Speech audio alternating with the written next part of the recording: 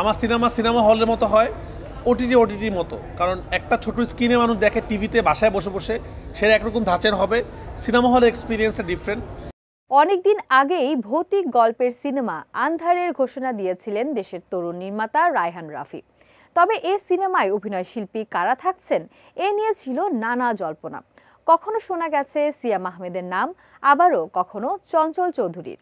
অবশেষে সকল জল্পনা কল্পনার অবসান ঘটিয়ে সিনেমাটির অভিনয় শিল্পীদের নাম ঘোষণা করলেন রাফি নিজেই। মানুষ যখন সিনেমা হলে সিনেমা দেখতে যায়, তার একটা দিন ব্যয় হয়, তো তার টিকিট টাকাটাও শুরু হতে হবে। আমাদের দেশে তো আর মানে প্রতিটা জায়গায় জায়গায় সিনেমা হল নাই, তাই এমন সিনেমা বানাতে চাই যেটা পয়সা উসুল সিনেমা হয়।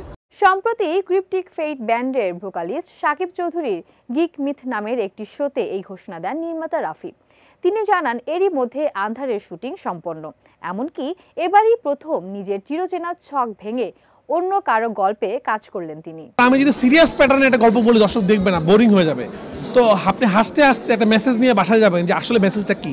রায়হান রাফি বলেন, এতদিন পর্যন্ত আমার যেসব সিনেমা আপনারা দেখেছেন, বেশিরভাগ সিনেমার গল্প আমার ছিল।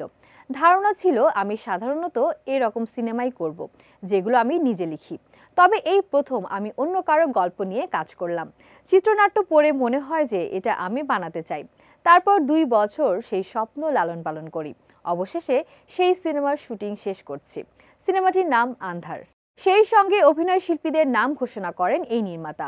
তিনি জানান সিনেমাটিতে গোয়েন্দা দেলোয়ার চরিত্রে থাকছেন সিয়াম আহমেদ, শমশের চরিত্রে চঞ্চল চৌধুরী এবং নাদিয়া চরিত্রে আছেন নাজিফা তুষি। জানা গেছে সিনেমাটি হবে বাংলাদেশি সংস্কৃতিতে গভীরভাবে প্রথিত একটি ভৌতিক গল্প, যেখানে রহস্য, থ্রিলার, খুন ও আবেগ মিশে যাবে।